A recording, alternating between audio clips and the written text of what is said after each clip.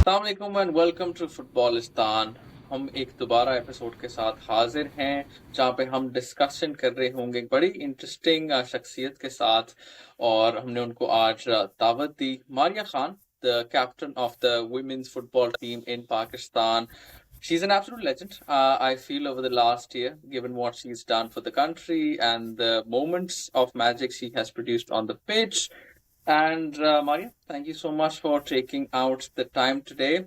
Allah ka sange khair de. Tulti har se TikTok di tasu singaye. And that's the extent of my pashto, so we're going to keep this one in English. So, Maria, having you on the show, I was thinking about who's the first female footballer, that we should have on the show. And I really did rack my brain around this. And I thought that you would completely epitomize what women's football in this country right now. I feel that what you've done over the last couple of months, you've been on the pitch, you've performed for Pakistan as well, and I think you bring that sense of leadership as well. And I think in the times that we've seen in Pakistani football, that is quite important. But before we get to where you are right now, and I know that you have taken out time especially for this while being on a training schedule, so thank you for that. But if we go back a bit, how did you get into football? I mean, this is obviously a very long journey from where you are in Karachi at the moment.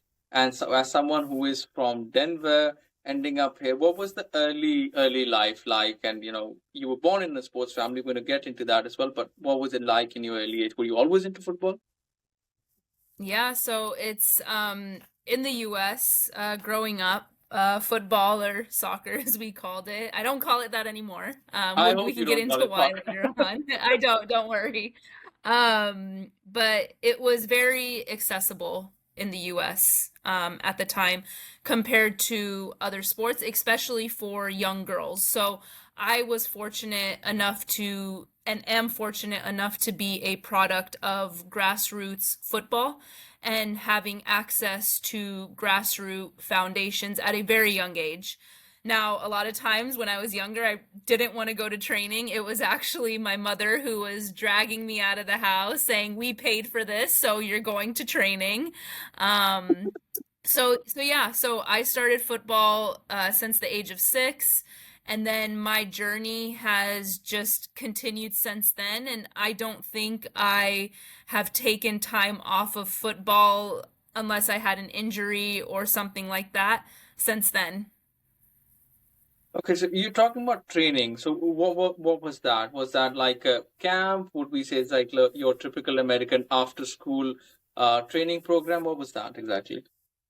Yeah, so it's a combination of both. So in the US, we had a model back when I was growing up. To be honest, I'm not sure how similar or how different it is now, but growing up, we would have recreational football up until the age of about 12, but right before you transition to 11-a-side football. And then once you transition to 11-a-side football, we had what we called competitive teams. So these were teams that were comprised of girls that had to trial for the team. And then once you made that team, you were obviously then put into a certain league Okay. level, which at our time would have been, the best league in Colorado or the top league in Colorado, depending on which team you made, whether it was the A team, B team, C team, etc. And then from there, you would go around all over the state competing against different club teams, different academies. And then there were also what we called college tournaments, or ID tournaments, what they refer to it nowadays. And you would play this tournament against top teams from other states, and there would be university coaches all lined up on the sidelines with their clipboards, scouting players, etc. And then we also had what we called State Cup, which was all the best teams in the state. They compete in a tournament, and if you win that tournament, then you go to what we call regionals. And the country of the US is divided into 5 regions, and each region would have a tournament that took the teams from each state, competed against each other, and then if you won your region, you would then go to what we called nationals, and then the best teams in the country would compete against one another to be considered the best club team or the best academy in the country for that specific age group. Now, that was just on the extracurricular side. Wow. That doesn't include the access and the football that I played within my schools, right? So you also had your school league or your varsity team that you see in all your typical American movies where players are wearing their Letterman's jackets, walking around campus, etc., representing their high schools or middle schools. So we had both. We had something that you played at a more higher level outside of your school at the time, and then you also had a school league that competed inter-school districts as well. That's like fantastic exposure at that age. And I'm also trying to piece this timeline so we can be on this journey with you. How old were you and what year was this like roughly when you were doing this? Yeah, so I turned competitive. So I had my trial with my club team, which was called Aurora Sting at the time, and it was one of the first competitive teams I've played for.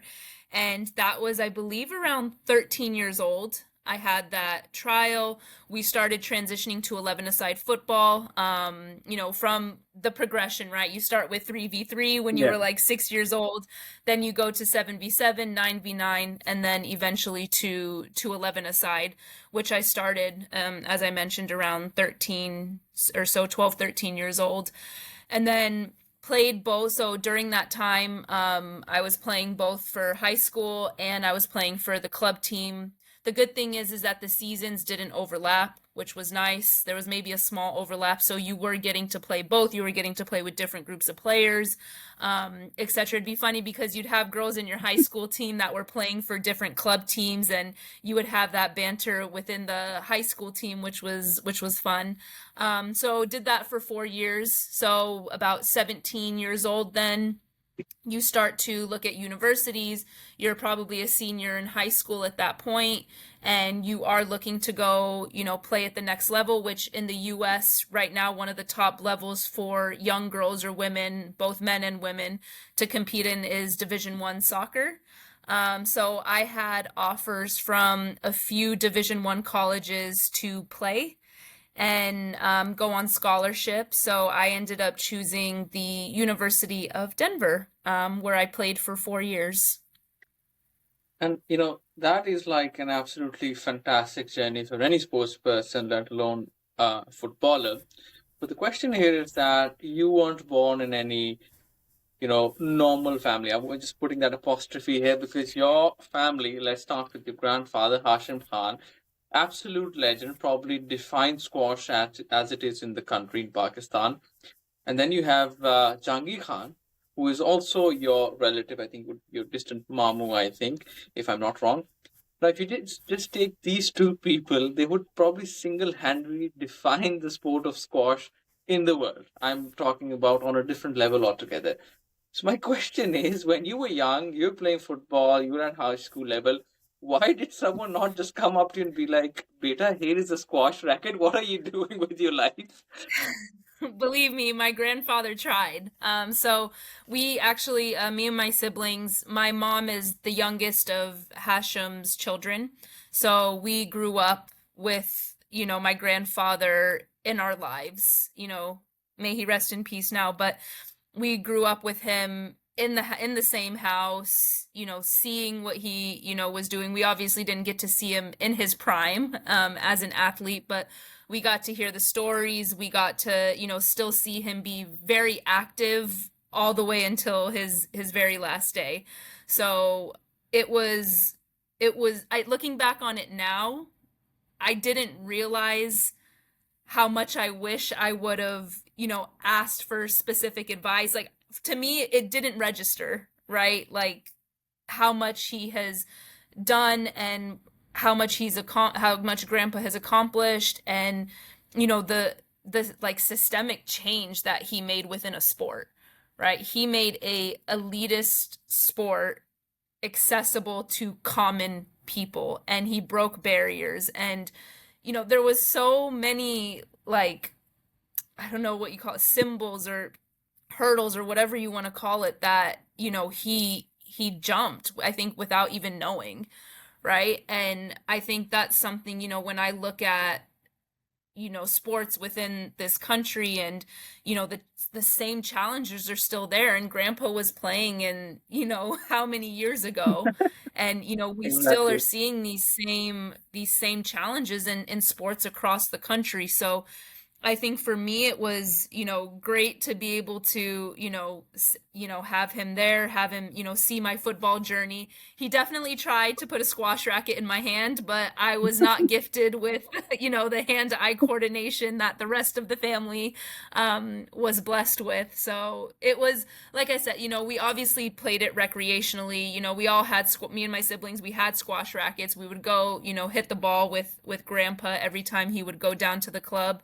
But it was, in all honesty, it just was not accessible. Even though, grandpa was heavily involved in it, for us it was really difficult to go get out in a court, and let's be honest, like, it's an expensive sport to play compared to football. Yeah. Definitely, definitely. And you were mentioning that, you ended up at the University of Denver. Now, a lot of us Yeah. have seen those American films where you and you're freshman and there's a campus vibe, everybody's having fun there, thousands of people watching you play. Is it that similar experience when you were at University of Denver?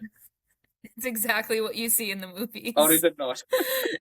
It's exactly what you see in the movies. The whole campus feel, like, mashallah, mashallah, the campus that I went to was absolutely stunning. Right, right in the middle of Denver, which is already a beautiful city on its own, let alone, the campus that we have. It was vibrant. It was, there was resources, there was facilities. It was a great experience for sure. And funnily enough, now you play as a midfielder, but at the time you were a goalkeeper. So how did that work? And do you miss being a goalkeeper? You know what? I feel like the older I get, the more I miss it. Um, but I think it's one of those things where I was actually speaking to my university coach the other day, the assistant coach that I had, and we were actually talking about this transition that I've made now to a midfielder, or a defensive midfielder, and it's just like, for us it wasn't really that big of a shock, because in the US, in most programs, the goalkeepers, one, need to be just as fit as the field players, and two, every single training, the first 30 minutes or so, first 25 minutes or so before we break off for our goalkeeping session, we're in the rondos warming up with the team. The small sided games were involved in those. So the ball was constantly at our feet. Me and the other goalkeepers, we were constantly involved, in those small sided games. And also, it's the fitness thing, what didn't come off as a shock, right? Because we were still on the exact same fitness program as the field players. We had to still maintain the same, fitness test scores as the field players in order to be considered for the roster, not even the starting lineup, for the actual roster to make the team. You had to pass fitness tests. So we were held accountable, and so it wasn't that big of a shock to me. And then you add that to, being a goalkeeper, the game is played in front of you every time you're on the field, right? So understanding different positions, understanding spaces on the field, understanding movements, patterns of play, etc. It wasn't, for some reason, it's going to sound crazy, but it wasn't that hard of a transition, if that makes sense. Definitely, definitely makes sense. And this was roughly around 2009-10 when you joined, right? So yeah, so I joined University of Denver as part of the graduating class of 2013. So I joined in 2009. Yeah. Okay, okay, makes sense. And Yeah. after completing your degree, a lot of people, and you could correct me if I'm wrong, look at the sports system in the US as a means to an end, right? They go to university on scholarships and they probably transition to other careers. But did you always have sports in mind, or was it something that you wanted to use with your education and all, or did you want to actually get into being a professional player after that as well? I never thought because again at the time in the US the women's pro league was very volatile, right? So when I was graduating in 2013, there was one season it was on, NWSL was on, the next season it was off. The funding was not consistent and it was not sustainable 10 years ago now, right? So it's made huge leaps since then. So me obviously going to my Desi parents and saying, hey, Ami Abu, like I want to go play professional football. You can only imagine the looks I got. They're like, that's cute, but no. Even If with you your don't know what you family, want to that do they with didn't say yes. Wow. Good luck to the rest of us. Yeah, they were like, yeah, that's really cute. Really, really cute. But beta, but Che, I think your time is done. So in my mind, I was like, I don't know what I want to do yet with my life. The playing professionally obviously is not an option, even if I wanted to, even if I was good enough or not, it just wasn't an option, at the time. So I decided to, further my education, which brought me to the UAE, and that's where I got my MBA or my master's degree. And I ended up playing there and getting exposed to the football community that they have for women there. Um, Seeing the talent that they have, seeing the, structure that they have in place. And I have been a part of that community ever since I moved to the UAE about over 10 years ago. Fantastic. So you're in the UAE now. Were you playing for clubs, or were you just, it was like a community thing that you were doing? Yeah, so at first it started off as a community thing. It was seven-a-side football. In my mind, I'm like, okay, my, football career is done. I'm gonna, now play just recreationally or, socially, just to, stay active, meet new people, get involved in different communities and different spaces. And then they obviously had a 11-a-side league. So once they had the 11-a-side league, then I started looking into joining specific clubs, which I had the privilege to do. Joined a couple of clubs, currently with the club now, but that might be changing soon. Just waiting on some things to come through, and yeah, and have been there ever since. Okay. So was this the time where you also transitioned into being a midfielder? Yeah, so when I moved to the UAE, I made sure nobody knew I was a goalkeeper at first. At first. Because I think there was a I been maybe time. waited a Yeah. year or so. I maybe waited a year or so for people to know I was a goalkeeper. So yeah, since 2013, I've been playing on the field as a midfielder. So yeah, I guess I've only really been a midfielder for 10 years now.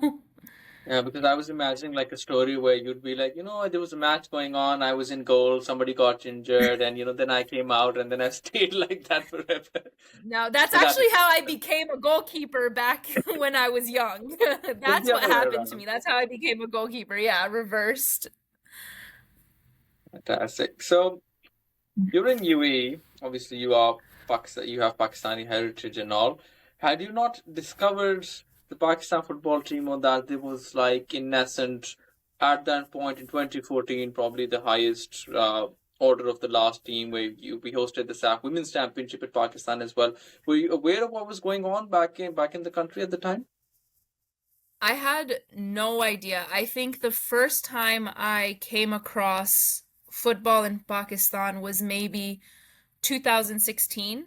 I actually think I came across you guys somehow, and I think I reached out on like Facebook or something like way back in the day, just try like I can't remember what I saw. I think somebody had forwarded me a tweet or something about, football in Pakistan, and I'm like, okay.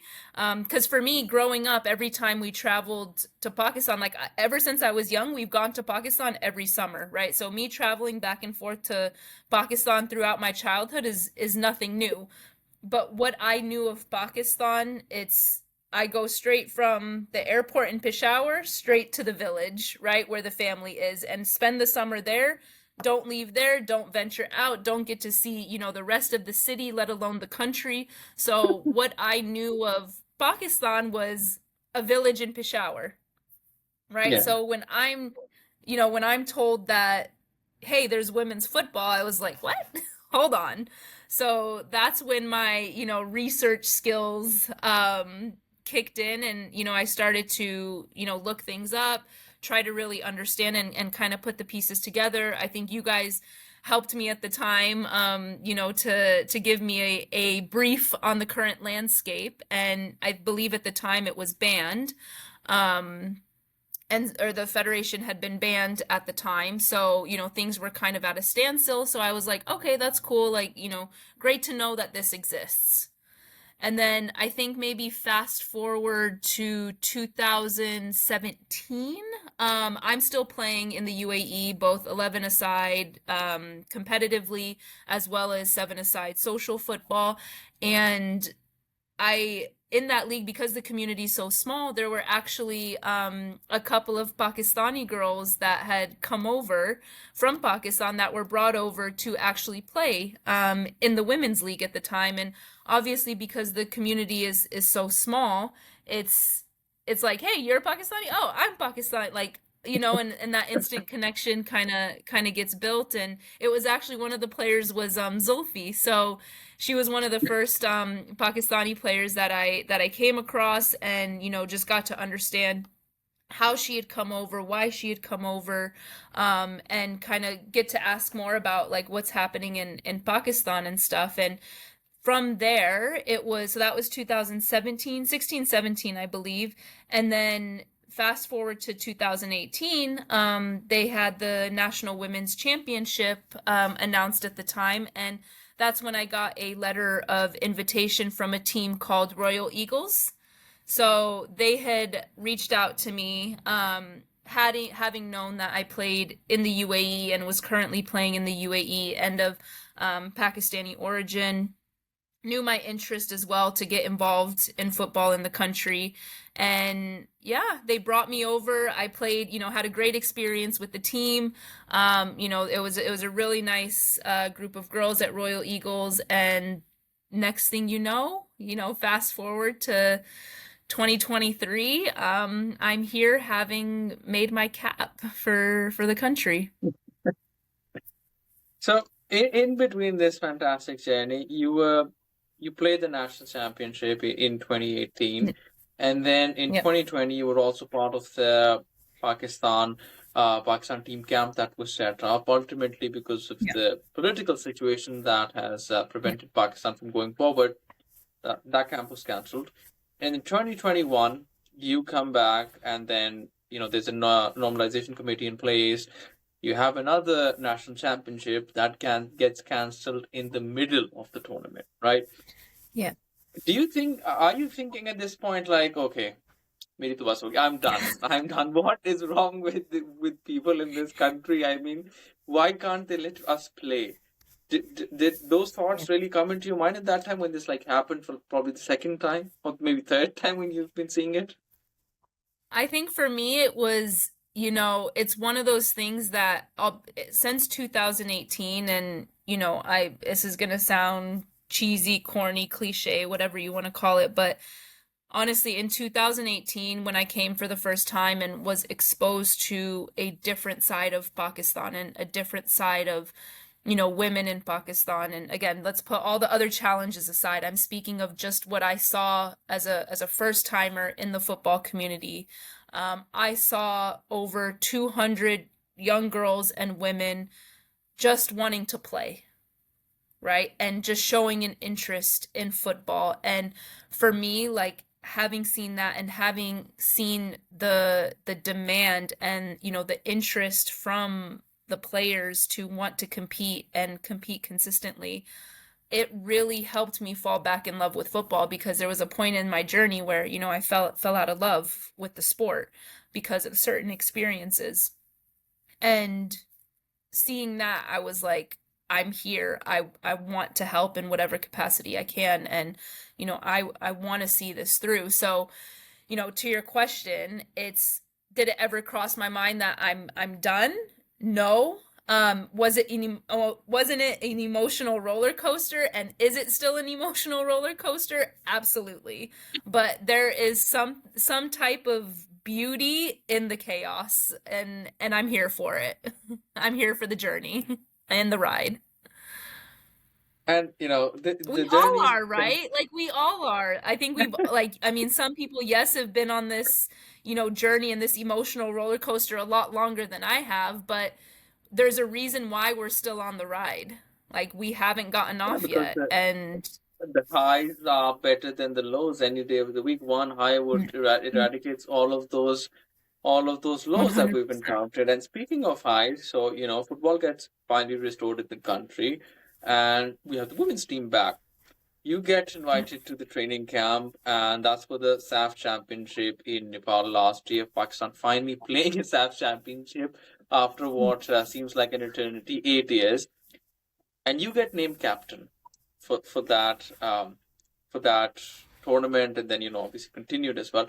What was your first reaction? And I'm assuming it was the head coach that came and told you that you're the captain. What was that reaction like?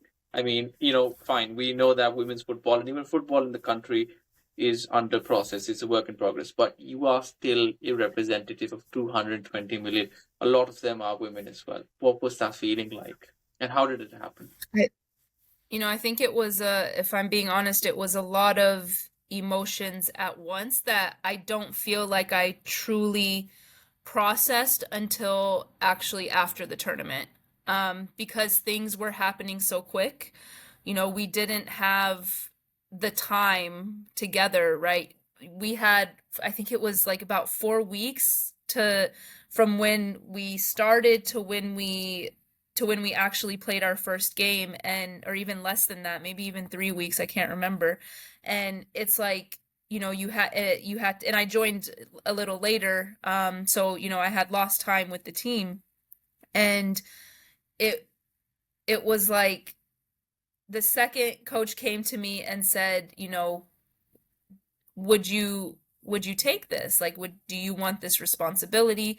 Are you ready for this responsibility? And I think for me it was that like moment where it's like, absolutely, I want this, I can do this, and I'm ready to give my all, and for the badge, give my all for the country, and most importantly give my all for my teammates and those sharing the pitch with me. So the answer was definitely yeah. Like let's do this. We're ready to ride, and let's work on setting this foundation. But things moved so quickly, right? From when the announcement came to when we left for Nepal to when we played our first game. And then once kind of all of that finished, and like kind of the noise subsided for a little bit, I took the time to actually reflect on what happened, and what it meant, and what it means for women's football going forward, and for the country and my teammates, and my coaches and the fans of football in Pakistan to embrace me, and make me feel that, what, Maria, like, we believe in you, we support you, and we're here to back you and ride this ride with you, right? You're not alone. I think for me that was one of the best feelings, was just to feel like you're not alone, because I think this title can get very lonely and make people feel very lonely, and kind of put people in an isolated state. But I think it's done quite the opposite. I feel like it's helped bring me closer to the team, and me closer to the staff, and me closer to really wanting, like, genuinely just wanting to leave this space better than I found it. Try to, That's at least. I quite know, like, I'm gonna mess up. Like, I know I'm gonna mess up. I'm sure I've already messed up, and I'm sure there's things I could have done better, and but I'm learning as well. Like, I've never captained a national team before, so I'm learning, right? And I think that's what's nice, is that these girls and the staff and the fans have let me learn, and are still there for me to pick me up when I need it as well, because I need it sometimes too. I'm sure they do. And, starting off the SAFF Championship against India, out of all of the countries we could have faced, and you're standing there where, you're also wearing the captain's armband. Did you think about your grandfather at that moment in time? Because I'm pretty sure if he was watching you from above, I'm sure, and I'm sure he would be very proud. But what did it mean to you, finally being on the pitch? That was your first game. Your captain is India. Does it really get any bigger than that?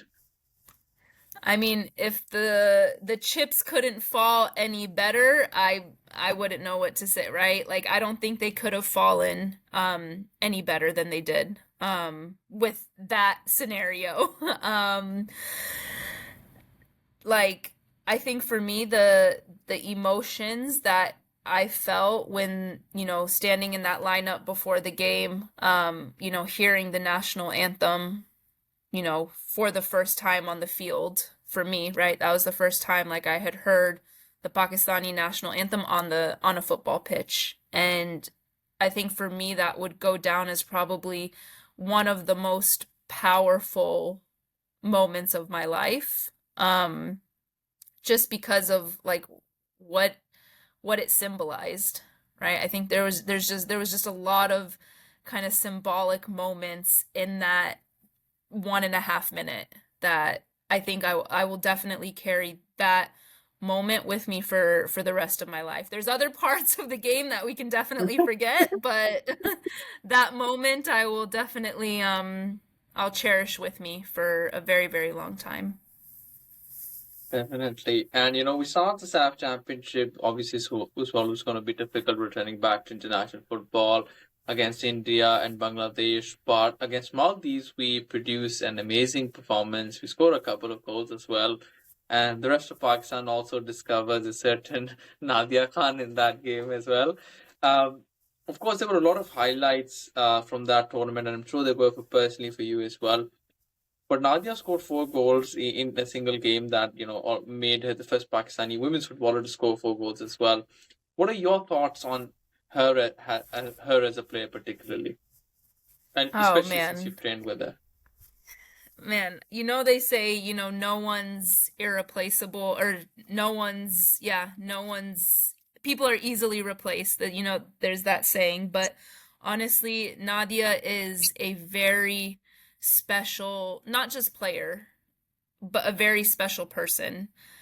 A lot of people don't get to see the personality that she has off of the pitch and the energy that she brings to any room that she walks into. It took her some time to warm up to us, but the courage that girl has, the confidence that she plays with, it's for me, it's like I just can't wait till the next time she's back with us, right? We have, and again, that's how I feel about a lot of these girls, right? All of these girls that are here with us is, there's great people in this team and great women in this team that have such powerful stories, and it's honestly it's such a privilege and an honor to share the locker room and the pitch with them. Yeah, we're all hoping that Nadia comes back to the pitch as soon as possible. It'll be really good to see her back for Pakistan. And speaking of matches that continued to happen, so you guys, you play the SAF Championship, Pakistan returns. It's a very warm welcome back to the international stage, and we cap that off with the win. But we don't stop there. We go to Saudi Arabia which is, a major stepping stone for the kingdom as well to host a tournament like that. It's Pakistan, Mauritius, and Comoros. And we go there and we get a win. We win against Comoros. We lose against Mauritius.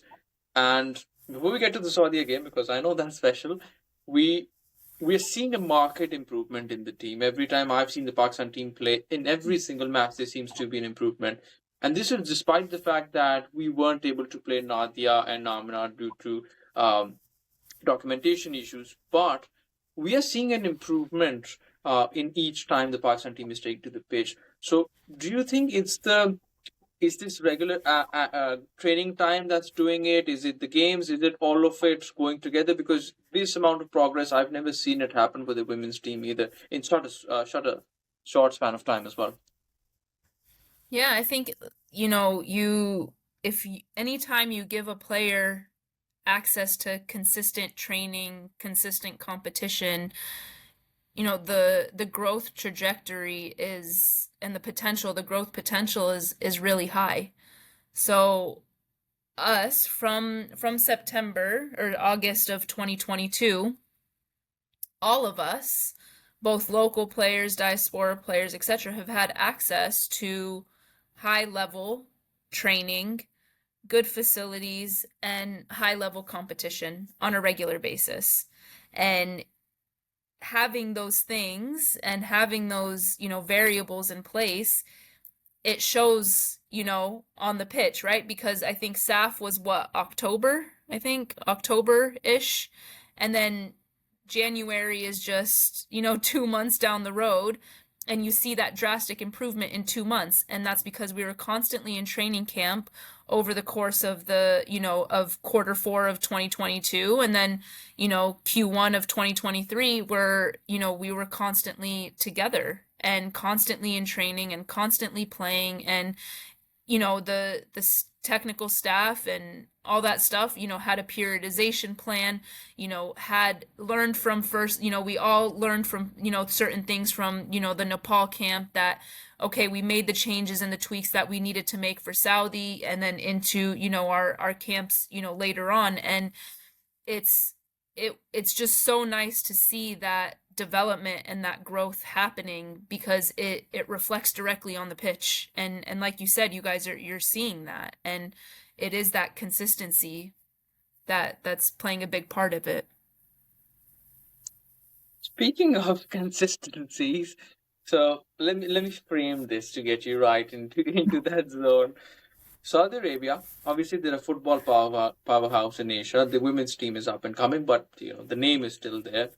Al Khobar Stadium, couple of thousand Pakistanis there, too, by the looks of the footage. It's a packed crowd, probably deciding who gets to win the tournament as well. And Saudi Arabia are leading. And then you get an opportunity of a free kick. And mind you, anyone with the footballing background would look at that. It's quite outside on the flank. Normally, a player would try to cross it in. Maybe somebody gets a header. You go all in, and that curls in beautifully, reminding everybody of parent like Beckham. And then I think these are very rare moments in Pakistani football when the country blows up with relation to football in Pakistan. Everyone from the Prime Minister to everyone in between is tweeting about it. Did you actually mean to score that goal, first of all? If you know me, you know that's probably the only way I score goals is from that right side curling the ball in. For some reason, I really, in all seriousness, like I really do favor that free kick. It's something that I practice regularly. And for me, anytime I get a free kick, I'm looking to score. That simple as that. If I get it within range, I'm getting it on target and my objective is to score. So for me, it was, being a goalkeeper, you see the goalkeeper's positioning. She's waiting on her back post, right? She's thinking a cross is coming in. We're down 1-0. Why not? Why not give it a go? So like I said, it's something I practice regularly. And a lot of my league goals with my club team, etc., are scored the exact same way. But again, for me, that tournament, that moment, that goal, all of that stuff, yes, it's great. Yes, it gave us a little bit of attention, but it was a team effort, and it's not an individual performance or an individual doing one thing that is putting us in the talks, right? It's definitely a team effort and a collective effort. Us winning that first game against Comoros, us, getting a goal within, that game in Mauritius. Yes, we lost, but, we still got a goal, helped with our goal difference, and in a tournament, those things matter, right? Getting goals, scoring goals, not conceding against Comoros, these are things that add up, right? So we were neck and neck with Mauritius to take second place. If we lost that game against Saudi, we could have lost the second place position probably just on goal difference, right? So again, everyone played their part in that tournament. It was a great experience. Of course, we wanted to win it, right? Like we're not, it's not that what I love is that our team isn't satisfied, and that hunger and that desire to get better and to compete. And, we take that mindset going into the Olympic qualifiers. Like, we were upset. That Hong Kong game hurt us bad, right? Like we were hurt by that game because that was our game to take, right? We could have taken points off of that game. So I think for me it's the mentality of the girls, and us really getting into that high level competitive, healthy competitive football mentality is a great thing. Definitely, definitely. And this is a question that I've been meaning to ask you, and because I had this in my mind going again and again. Do you think that had we had, Amna and Nadia probably would have been in the starting 11 had they been playing that tournament? Do you think we could have realistically won that tournament? We'll never know. We'll never know. But for me, it doesn't matter because we had players that stepped up, right? And I think that's what's really nice to see. I think that's what matters. I think that reflects the character of our team is we had players get the They're not starting opportunity out with to that injury time winner. with what? Yeah, exactly. Yes, Unmul stepping stepping up up with that and winner means scoring the game winner against Comoros, right? Like, these are the things that to be celebrated is, regardless of who's on the pitch, just know one thing you're gonna get from our team is effort.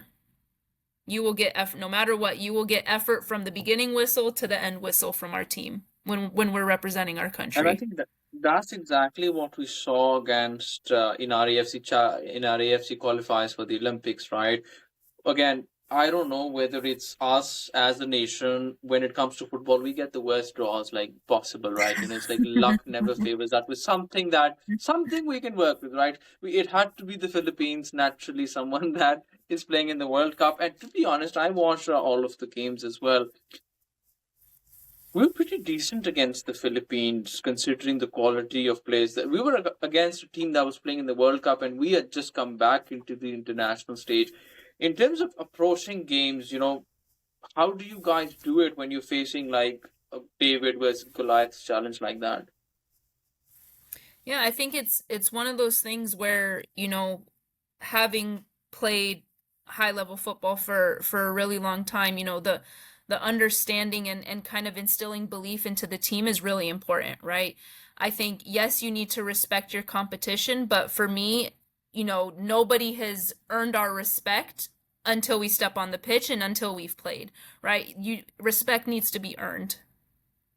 And I think when you have that kind of mentality as a player, you know, fear is one thing, right? And that's one thing our girls will not do is we will not go onto the pitch fearful of any other team, right? Is we're going to respect our competition, but they got to earn our respect. And I think once that mentality and once that kind of, awareness happens, then we're already off to a good start. Obviously it's really difficult to defend for 90 minutes. If you're defending for 90 minutes, at some point, yeah, you might concede a goal or two. But I think for us to be able to, play against these teams and get that kind of experience and get that kind of exposure to high level football and, show, like, for example, now in July, we're going to be watching Philippines on the television screen, and our girls are going to be like, yeah, we just played against a World Cup team, and you know what? We hung with them. We're not miles behind, right? So I think that automatically is going to give any player a little bit of confidence, right? And that little bit of confidence can go a long way. And just adding to the fact that every single team in our group was higher ranked than us, and even Hong Kong, for 70 odd good minutes, Pakistan went toe to toe with them, and this is a team that's ranked like 70, 80 places above you. And we missed out on you because you were injured on in that game as well. But I think a performance like that, it really gives hope for everyone. And I think Pakistan did really well in the last game, carving out a win against Tajikistan, again a higher ranked opponent.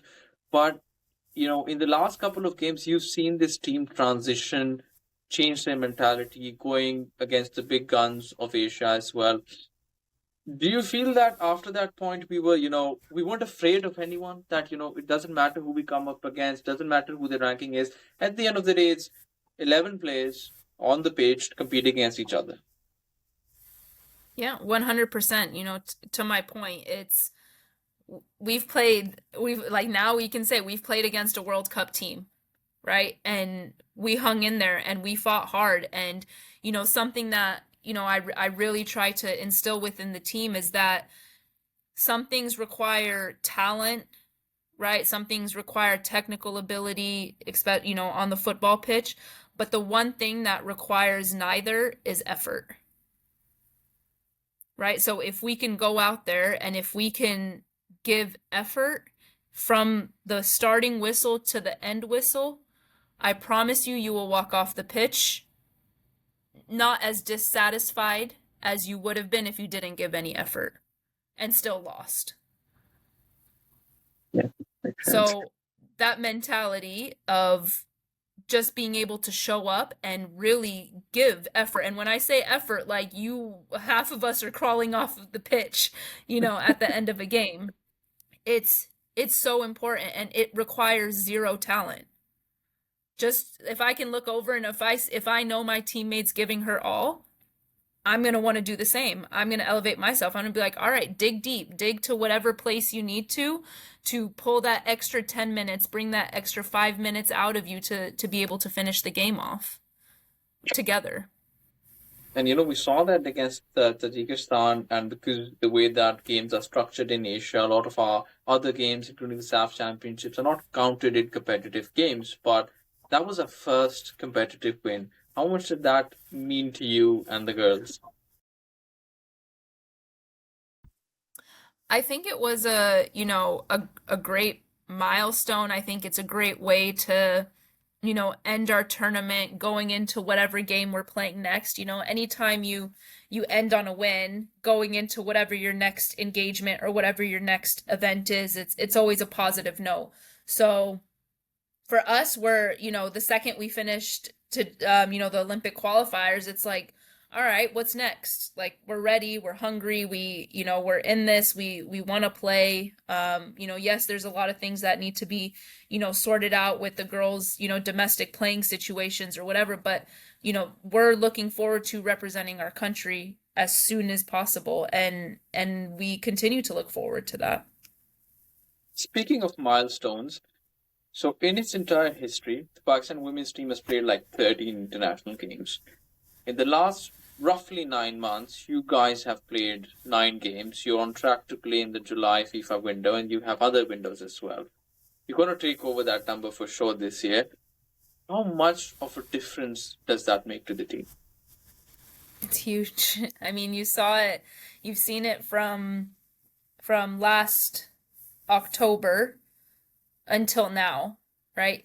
Being able to just play consistently 11-a-side football. It's so important, and it's one of those things where, I'm glad maybe the draws haven't worked out in our favors, right? Because it's put us in high pressure situations and it's gotten us exposed to literally some of the best football in Asia, right? Like, besides their ranking, like Bangladesh women's football team is a top side in Asia.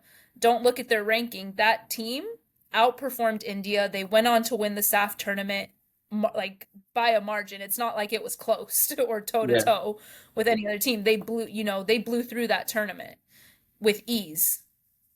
And I think for us, it was great to see that, because it showed us, all right, we got a long way to go, and we got to be ready to put in the effort, and we got to be ready to commit and show up every single day, even when we're not in camp, right? And that meant holding ourselves accountable when we're not with the national team.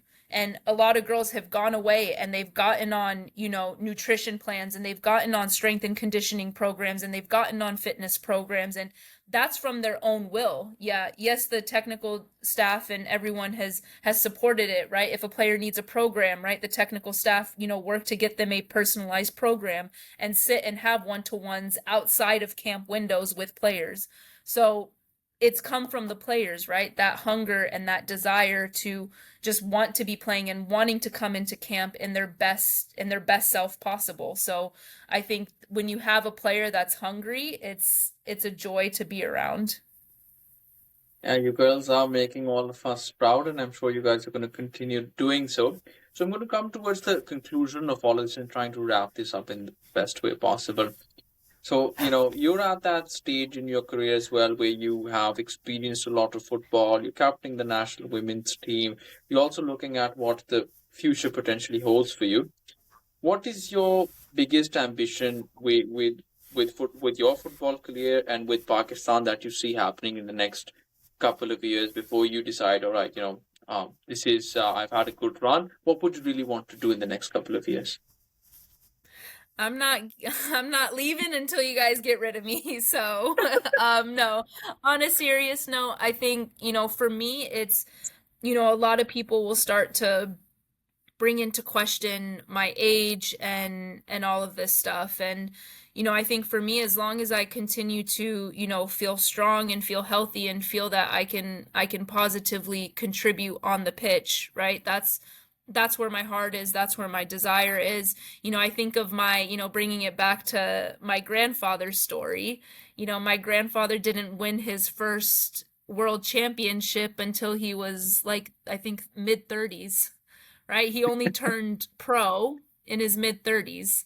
And I think for me, like that is, and he did that with a lack of facilities, a lack of resources, a lack of funding, lack of, sports science knowledge, nutrition experience, like all of this stuff. And it's like, you know what? We have everything nowadays, at our fingertips. There's no reason why, like, I shouldn't, be able to have a prolonged career and continue to compete at a high level. So that's something I'm looking forward to. And, it's great that I have, my husband's support. He's one of, my biggest supporters. And I think kind of having that backbone and that support is really helpful, to be able to kind of continue and kind of live this journey and experience this journey without, feeling guilty or, any type of pressure put on, either, by family or friends or, society or any of that. Like it is really nice, to have that. Last question So before we you're stuck sign with off. me for now. Yeah, yeah, I think You're it's you're an stuck absolute with me honor for to now. see you and all of the girls playing. But it's getting competitive. The team is improving. My last question would be, what is a I don't want to use the word realistic and aspiration in the same sentence, but where do you think we can head to in the next 2 to 3 years? I think, it is important to be realistic, right? We can't just sit here and say, "Oh yeah, we've played consistently for a year now. We're gonna qualify for the World Cup in years' time." No, it's not realistic, right? It's really important to, first of all, understand the women's game, right? The women's game is very different than, let's say the men's game. You can't do that because that's not comparing apples with apples. It's literally apples and oranges.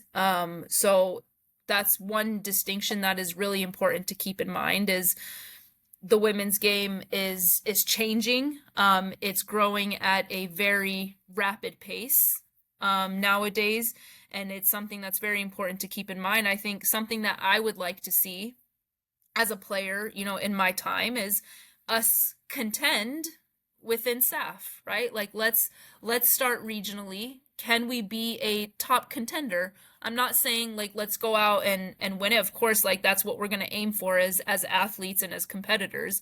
But can we compete, right? Can we be a team that teams are scared to get drawn against, right?